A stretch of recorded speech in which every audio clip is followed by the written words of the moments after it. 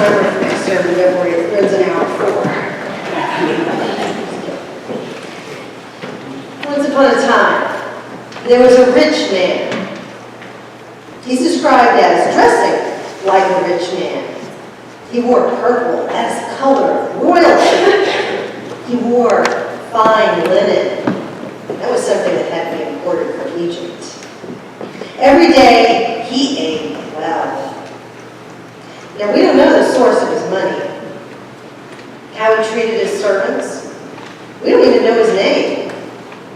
Did he have a significant other or children? What were his hobbies?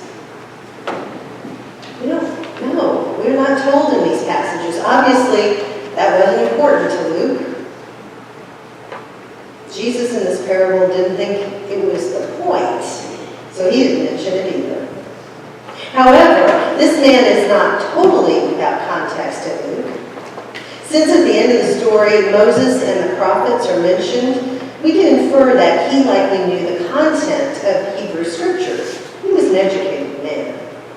But here's your spoiler alert.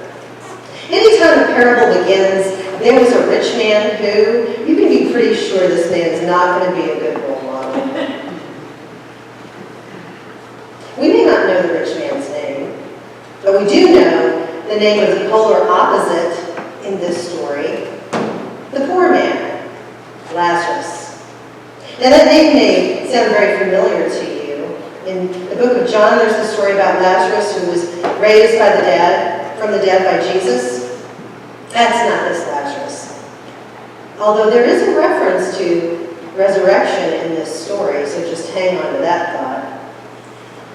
Lazarus in Hebrew, the name means God has helped. And that does seem true for both those Lazaruses. Each of the Gospels has its own style. For Luke, we find his fondness for the topsy-turvy, the reversal of fortunes. And that means the successful subjects in his stories likely end up on the losing end.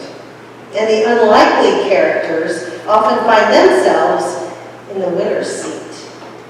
You'll remember that Luke is the one who speaks of the first will be last and the last will be first. So this parable fits right in to Luke's style. Rich and poor are topics you will see frequently in the Gospels. In this parable, we find the two topics personified. Rich and poor are not just some vague concepts. They're depicted as two men. One who lives literally inside the gate of abundance, and the other one who is on the outside looking in. The parable of the rich man and Lazarus fits right into the reversal of fortunes Luke talks about. Here are some other contrasts and reversals we find. While the rich man is covered in purple and fine linen, the poor man is covered in sores. The rich man feasts sumptuously while Lazarus longs to be satisfied, which falls from the table. The commonality? Both characters die in this parable. But the rich man has a proper burial, while Lazarus is carried off by the angels. Contrasts are meant to be blatant, and they're meant to be unsettling, and that's exactly how Jesus rolls. If we're not left squirming a little bit by his parables, then we're not getting it. This parable was told by Jesus to the Pharisees. Luke tells us it was directed at the lovers of money, his words, not mine. It falls in line with what Jim talked about last week. This is for those who place money above people, materialism above compassion, possessions above the poor, extravagant feasts above making sure no one goes hungry. Jesus is not condemning people who have money, whether it's through hard work or through inheritance. That is not his message at all. In fact, it's quite the opposite. What Jesus is condemning is those who are turning a blind eye to the great moral challenge of humanity, seeing and then making visible the invisible suffering of the world. Thanks to the internet, we are more aware of the world's suffering than ever before. The statistics are out there if you just look them up. 5 million people in Syrian refugee camps, all the way to the suffering right on our doorsteps. Did you know that there are more than 2,300 children who are homeless who are enrolled in Fairfax County schools? 2,300 homeless children just in Fairfax County schools alone. There's so much suffering, and we have become good at ignoring it. Compassion fatigue is a real thing, and so is an act of self-preservation we just don't want to see anymore. Our poor brothers and sisters become like the magazines on our coffee tables. They've been there so long, we just don't even see it anymore. Too much effort, not enough time. Later on in this parable, Jesus takes us to a second theological issue. What motivates change? When we last knew of our parable characters, both had died. So fast forward to their new settings. Our buddy Lazarus is poor no more. He finds himself in a place with the angels and Abraham. The man, the rich man, was languishing in Hades, where we read he was tortured. Now, Hades is not the same thing as hell. Hades is the term in the New Testament. It's Greek. In the Old Testament, it's Sheol, Hebrew word. It is simply where all the dead go. We read the rich man was there being tortured, but I think it's interesting that it doesn't say how he was being tortured, who was torturing him, what the torture was. Unlike Lazarus, he is being separated from good. He's separated from God. So if he's separated from God, what is the source of his torture? Was the rich man being tortured by his own regret, his remorse, his guilt on how he chose to close his eyes to the needy, including Lazarus, who was lying at his own gate? Just when the two lives are about as far apart as they could be, there is a shift. It's a shift that's a lot like the funnel in an hourglass. Imagine that the sand is time. We get to choose how we spend that time.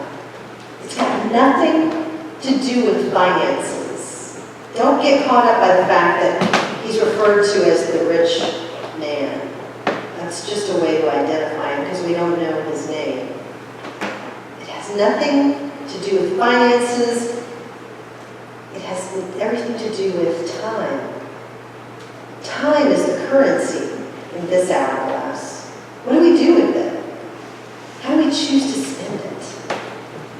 The sand of time is drawn through the narrow sieve. Imagine that that is death. So what happens next? It's redistributed to the other side. In the case of Jesus' parable, it is a boundary that is crossed. It represents a complete reversal of roles for Lazarus and for the rich man. The one who was afflicted in life is now on top. He's comforted by Abraham. Lazarus was in the arms of Abraham and the angels and feeling probably like he never felt before on this earth. And the rich man is now finding himself looking up. You have to wonder if he thought of Lazarus, who had been down below looking up at him on this side. Incredibly, the rich man was no wiser in death than he was in life. Parched and thirsty, he needs relief. So he calls out to Abraham, "Hey, Abraham, have mercy on me. Look at what's going on over here. I know, send Lazarus, have him go dip his finger in some water. I'm kind of parched." Notice that even in agony, he is not giving Lazarus any dignity by speaking to him directly. No, Abraham says, he's not your servant anymore. You've had your comfort. Now it's Lazarus' time.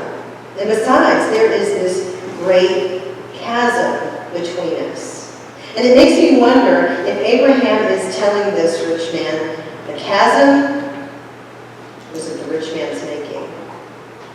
It was created by the man's attitude of indifference and marginalization.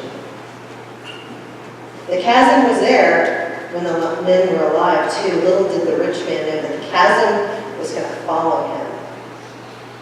It was a chasm built by his own doing, and most importantly, built by his own choice.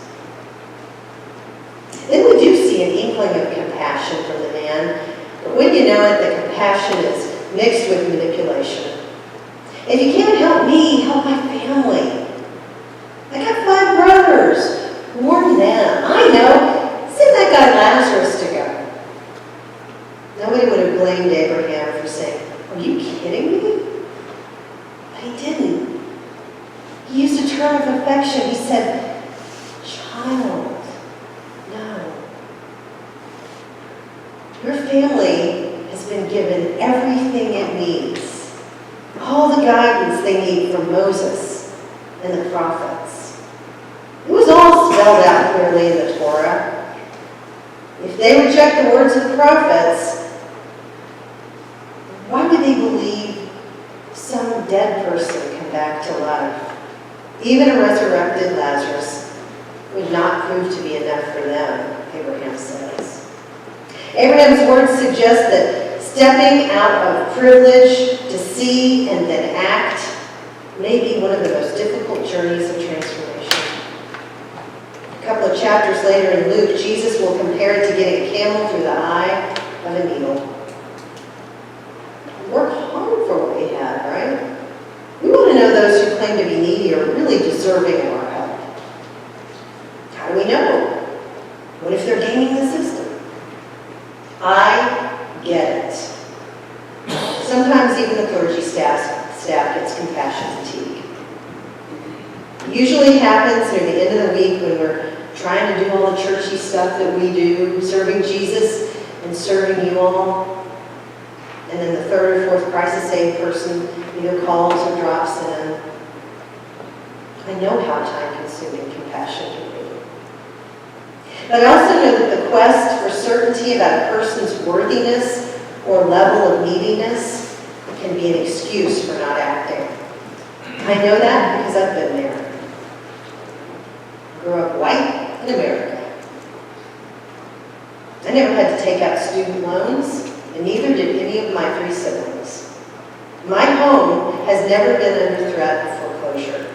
I've never wondered if I could feed my kids. And this parable suggests loud and clear that God speaks to us through the most unlikely people.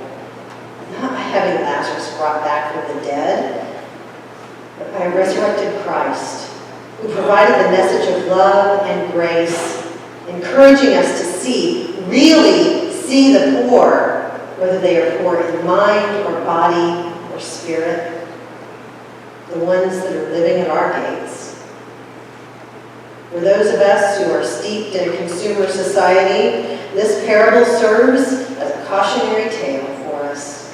The trappings of our lives can allow us to make our souls gated communities. Community that lands us on the wrong side of the chasm. It really does not have to do about money. It has to do about heart. But there's good news. There's always good news. It's not too late for us to create our own reversal. It all starts with a willingness to see, really see those around us. And then have the courage to act on it.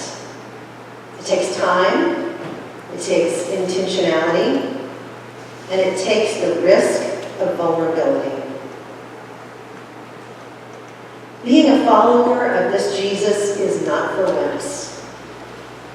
And if this parable is hard to hear, take that as a good sign. God is tearing down the gates.